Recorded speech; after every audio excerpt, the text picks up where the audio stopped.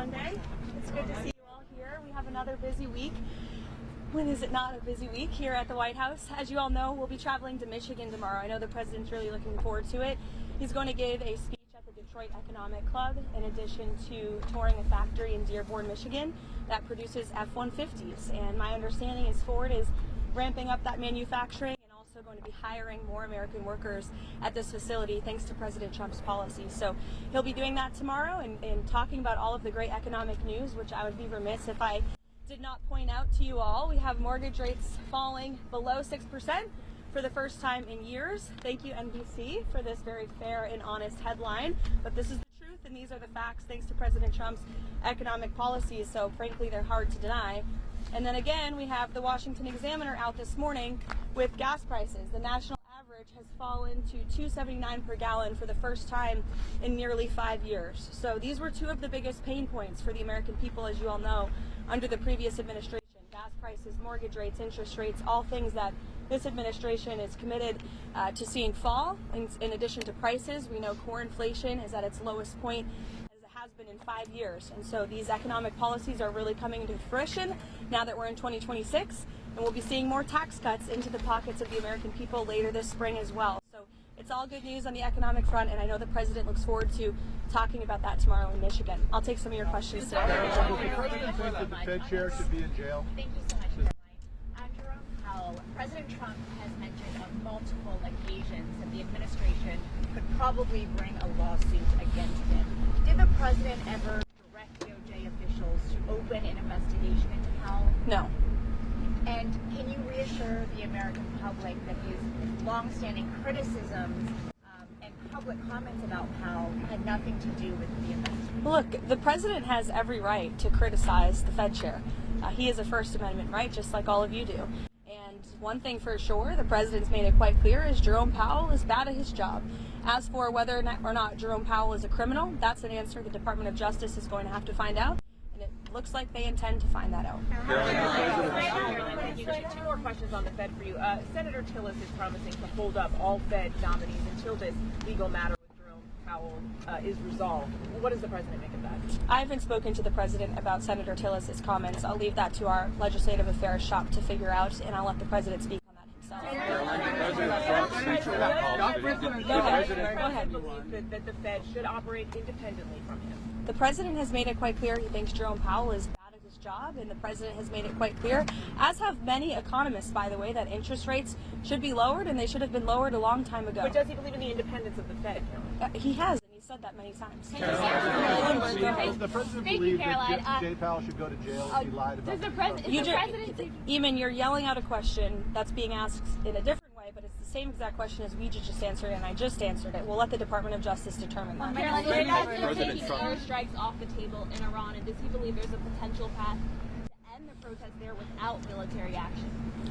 Well, I think one thing President Trump is very good at is always keeping all of his options on the table, and airstrikes would be one of the many options that are on the table for the commander-in-chief. Diplomacy is always the first option for the president. He's told all of you last night that what you're hearing publicly from the Iranian regime is quite differently from the messages the administration is receiving privately. And I think the president has an interest in exploring those messages. However, with that said, the president has shown he's unafraid to use military options if and when he deems necessary, and nobody knows that better than Iran. Go ahead, Steve Witkoff talking to the Iranians at the moment. I understand that Steve Witkoff will continue to be a very important player in diplomacy with respect to Iran.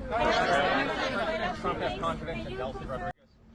I think the last week has shown that the president made the right, realistic assessment of what needed to take place in Venezuela at this moment in time. And the interim authorities and Delcy Rodriguez and her team have been very cooperative with the United States and the president and his team, as evidenced by the massive energy deal that the president was able to cut with the interim authorities, their commitment to release Venezuelan political prisoners, which we also saw last week. So we've seen a great level of cooperation, and the president expects that to continue. Go ahead. Sorry. And how soon does he want to see elections in Venezuela? I think right now it's still too soon to say, and I don't want to set a deadline for the president. What's the meeting this morning with Marco Rubio about Venezuela? What can we see this week from Venezuela? More meetings? The president with the Secretary of State and National Security Advisor daily, sometimes multiple times a day, and so it was on a range of topics, as it always is. Does President Trump expect on Venezuela? What practical steps would the White House like to see the interim authorities take to stop Iran and Hezbollah from operating in the country? Have those authorities done anything on that yet? I think right now the main correspondence with the interim authorities is really focused on obviously ensuring stability and prosperity and continued cooperation with respect to energy. As you all know, there was a very powerful and big group of oil executives who were here at the White House on Friday, and so continuing to iron out some of these energy deals. We also have made it very clear, the president's made it very clear, that we don't want to see any more jug boats sailing from Venezuela towards the United States of America, which we have not, frankly, in the last week. President's also made it very clear that only oil tankers that are approved by the United States of America will be flowing from Venezuela, and we will continue to seize ships that are stateless or that are not approved for commerce by the United States. Back to Iran, is the objective in these discussions with Iran still complete denuclearization, or what else is the president looking for as he, engages in these discussions? Well, he's made it quite clear he certainly doesn't want to see people being killed in the streets of Tehran, and unfortunately that's something we're seeing right now. Kelly. I'll get to you, don't worry. Has White House spoken with Iranian officials today, and has President Trump spoken with Elon Musk about the internet situation there as well?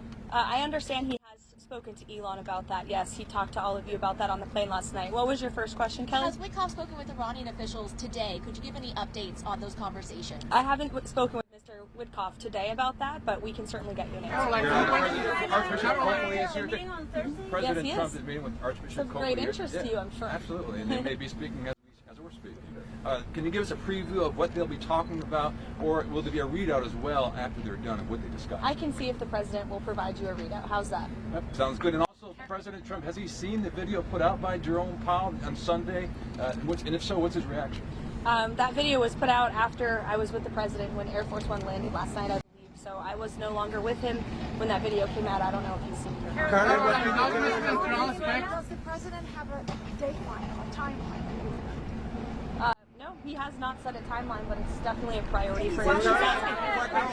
She's asking about Greenland, and I think the president was very clear last night. He said that he wants to see the United States acquire Greenland because he feels that if we do not, then it will eventually be acquired or even perhaps hostily taken over by either China or Russia, which is not a good thing for the United States or for Europe or for Greenland as well. Let's not forget, it would not just be in the best interest of the United States, but perhaps it would be in the best interest of Greenland as well to be part of the United States and protected by the United States. I can't even finish my answer. Everybody's screaming. Go ahead, Monica.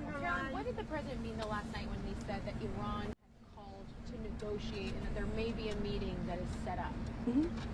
I mean, what else do you want me to explain by that? Who called and who would be a part of that? There was an official from the Iranian government, I believe it was reported earlier, that reached out to a member of the president's very close team, Special Envoy Witkoff, expressing a far different tone than what you're seeing publicly. About the meeting on Thursday, Secretary Kristi Noem has been front and center in response to this ICE video. Is the president satisfied with her efforts there and all of her media interviews? Yes, 100%.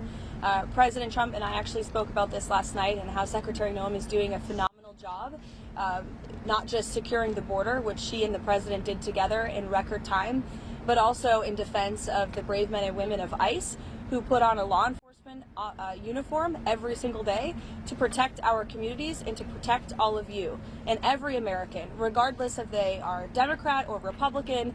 ICE is doing a very important job to remove illegal alien criminals from our communities. And I think it's very striking that all weekend long you had agitators and violent American citizens out in the streets of Minneapolis protesting. Protesting what exactly?